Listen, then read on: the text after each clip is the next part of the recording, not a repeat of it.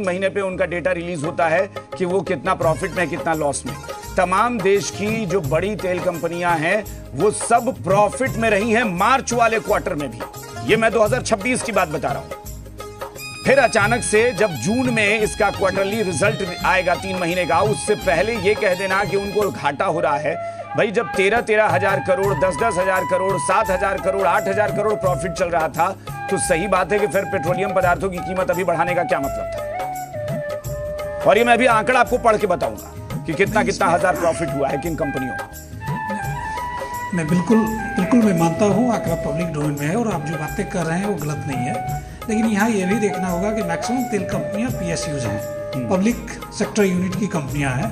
और मैं आपको ये भी बता दूं कि मार्च 2024, मई 2022, नवंबर 2021 और नवंबर 2021 में लगातार केंद्र सरकार ने अलग अलग कारणों से पेट्रोल और डीजल के प्राइस में कमी की है। जैसे उदाहरण के तौर पे मैं बता दूं, मार्च 2024 में तो तकरीबन 2 रुपया का, मई 2022 में तो तकरीबन 8 रुपया, नवंबर 2021 में तो तकरीबन 5 रुपया, और बिहार सरकार ने नवंबर 2021 में तकरीबन 3 रुपया 20 पैसा की कमी की थी। तो बिल्कुल सरकार एक वेलफेयर माइंडसेट के साथ काम करती है। मैं मान गया किशोर कुणाल जी, आपने जो आंकड़े गिनाए वो भी पब्लिक डोमेन में है, चलिए मान गए।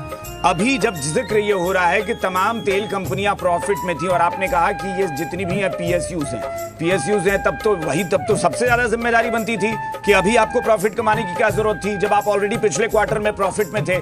अगर आप PSUs हैं तो प्राइवेट कंपनियों की तरफ बिहेव क्यों कर रहे हैं? ये तो प्राइवेट कंपनियों की तरफ बिहेव कर रही है ना सरकार कि भाई इनको प्रॉफिट देना है, क्योंकि अभी कच्चे तेल की कीमत में जो है बढ़ोतरी हो रही है या कमी हो रही है या स्ट्रेट ऑफ हॉर्मुज में प्रॉब्लम है तो हम रेट बढ़ा दें।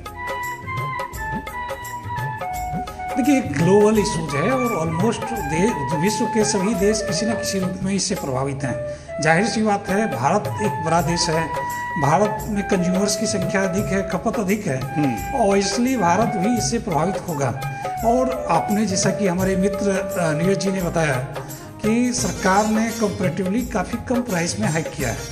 ये भी स्पष्ट करता है कि कहीं ना कहीं ये हमारी संवेदनशीलता है कि अन्य देशों की तुलना में हमने अपने देशवासियों को राहत देने का काम किया है।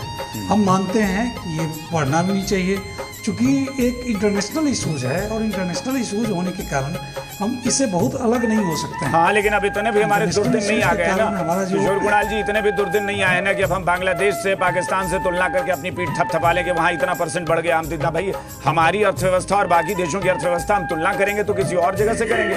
पाकिस्तान और बांग्लादेश ही मिला, मतलब इतने बुरे दिन आ गए। नहीं,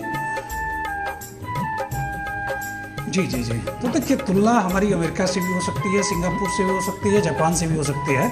सवाल तुलना करके अपनी जिम्मेदारी से भागने का नहीं है। सवाल है कि एक अकाउंटेबल सरकार के नाते हम लोग लगातार देशवासियों के प्रति सिंसियर हैं, कहीं ना कहीं संवेदनशील हैं, और जैसे ही कुछ स्थिति सामान्य होगा आप वो दिन फिर से देखेंगे जहाँ पर सरकार ने कटौती करते हुए आम देशवासियों को राहत देने का भी काम किया है। तो हमारी पूरी कोशिश है और सरकार पूरी तन्मयता के साथ इस बात को लगातार देख रही है कि हम देशवासियों को जितना मिनिमम पेन हो सके वो महसूस हो, और देश की अर्थव्यवस्था, देश की संप्रभुता, देश का जो डिग्निटी है वो लगातार मेंटेन रहे। साथ ही साथ देशवासियों को कम से कम पीड़ा के साथ अपनी दिनचर्या को, अपनी जीवनचर्या को लगातार बनाए रखें। अरुण जी, मुझे